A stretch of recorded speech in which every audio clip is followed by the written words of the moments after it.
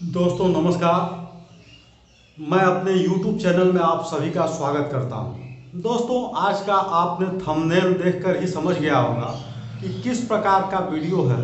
आज मैं आपको बताऊंगा कि अगर आपका जो है स्टैटिक आईपी वाइट लिस्ट हो गई है तो अब आपको आगे क्या करना है। बहुत से हमारे दोस्त कमेंट कर रहे थे, बहुत से लोग इसको जानना चाहते थे कि इसके बाद की प्रक्रिया क्या है। क्योंकि जो भी नया होता है, चाहे हम नए रहे हों या जो भी उस प्रक्रिया को समझ जाता है, तो उसी प्रक्रिया को मैं आपको बताऊंगा कि इसके बाद आप क्या करेंगे और इसके बाद होता क्या है। तो देख सकते हैं जैसा कि हमने अपने थंबनेल में ही आपको लिखा हुआ है कि स्टैटिक आईपी वाइट लिस्ट होने के बाद क्या करें। दोस्तों सबसे पहले आप अपनी मशीन जो है, जो आपका लैपटॉप है, उसको उसमें सॉफ्टवेयर इंस्टॉल करके रखेंगे। उसका हालांकि कोई उस समय मतलब नहीं होता है, लेकिन सब आपको रखना होता है। जैसे आपका ये आइरिस स्कैनर हो गया, फिंगरप्रिंट डिवाइस हो गया और जीपीएस डिवाइस हो गया। ये सभी जो सॉफ्टवेयर्स हैं उनको आप इंस्टॉल कर लेंगे, जो कि आप इससे पहले जान चुके होंगे कि क्या क्या हमको उसमें देना है और क्या क्या लगेगा। तो इतना क्लियर हो गया। अगर उस समय आप इंस्टॉल नहीं भी किए होंगे तो कोई बात नहीं है, बाद में भी कर सकते हैं।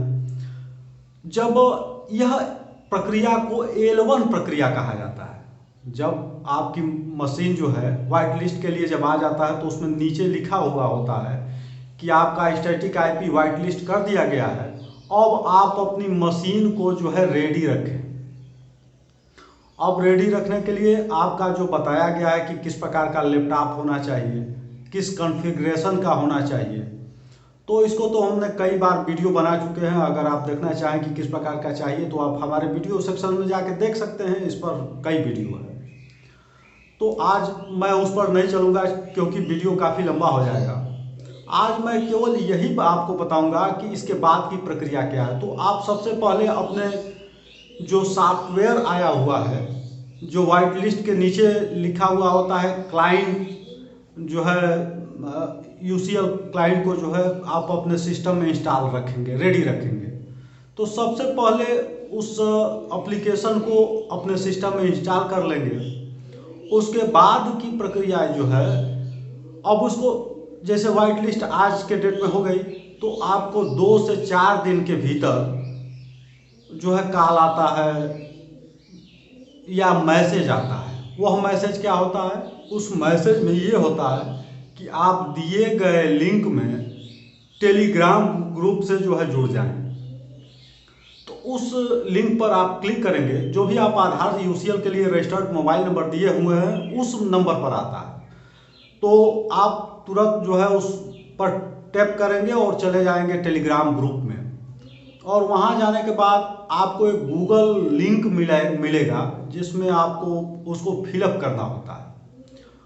वह जो है उसमें आपको CSC ID और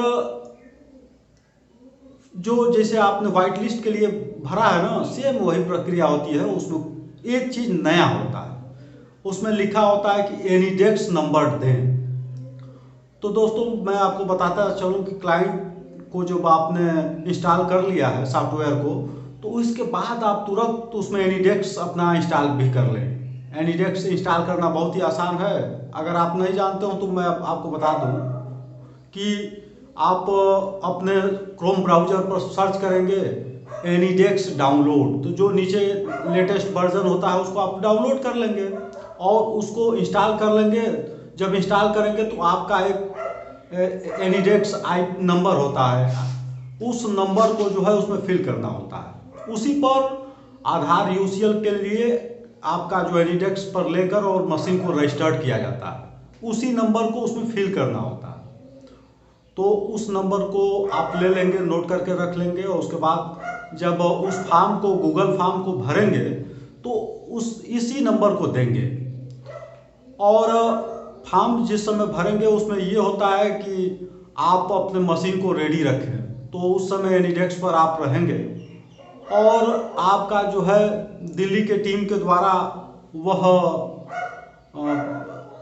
आपके सॉफ्टवेयर को उसमें देखा जाएगा और जो भी उसकी प्रक्रिया होगी वो किया जाएगा। उसमें ये होता है कि उस सबसे पहले जब मशीन को एनीडेस्क पर लेते हैं तो आपका चेक किया जाता है व्हाट इज माई आईपी। इसमें इतना लिखकर वो सर्च किया जाता है और आपका स्टैटिक आईपी जो होता है उसको उससे मिलाया जाता है।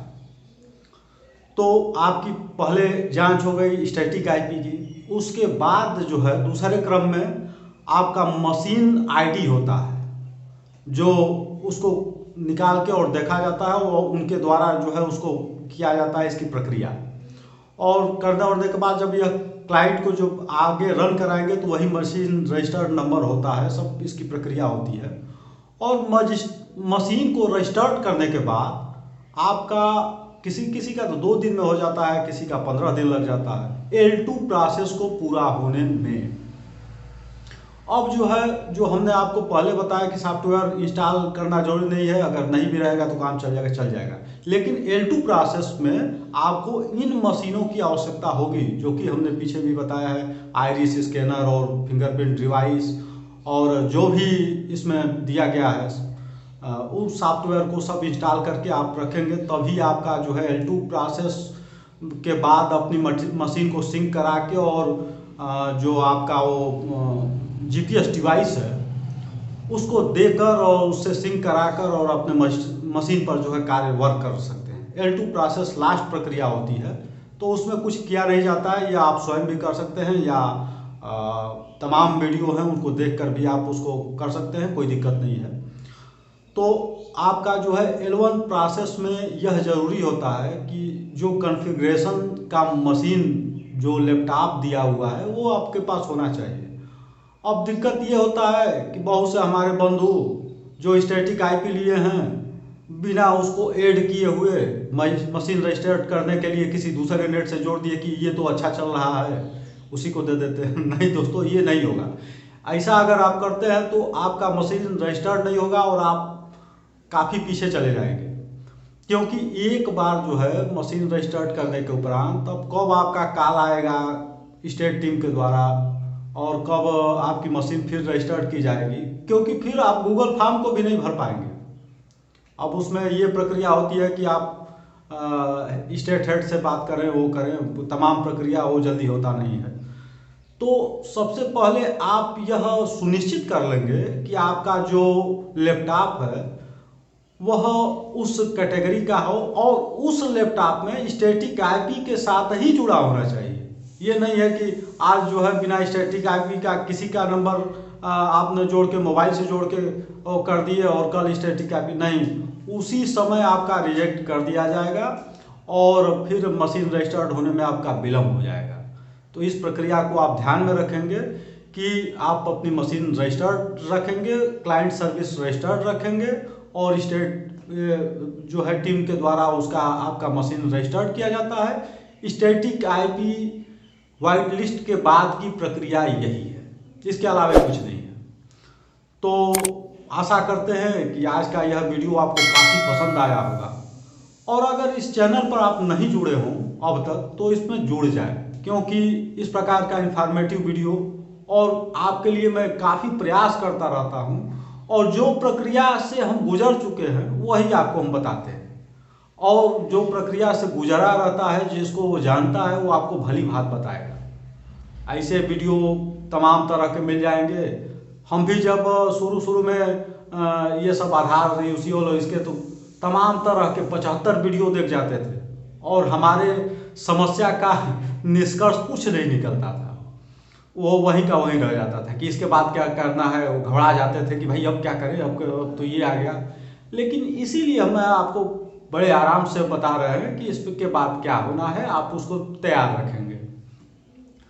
तो आशा करते हैं कि आपने अगर नए आए हों तो इस चैनल को सब्सक्राइब कर लिया होगा और जो हमारे बंधु हमसे जुड़े हुए हैं वो तो हमसे जुड़े हुए हैं और हमसे जो भी कमेंट करते हैं मैं उनका रिप्लाई ज़रूर देता हूं और देता रहूंगा, क्योंकि इस YouTube पर हमारे वीडियो बनाने का एक ही मोटो है कि भाई आपकी जो भी समस्या हो, जो भी उसका हमारा निराकरण किसी भी स्तर से हो तो हमारे द्वारा तो हम उसको कर सकें। वीडियो वॉच करने के लिए आप सभी का बहुत बहुत धन्यवाद।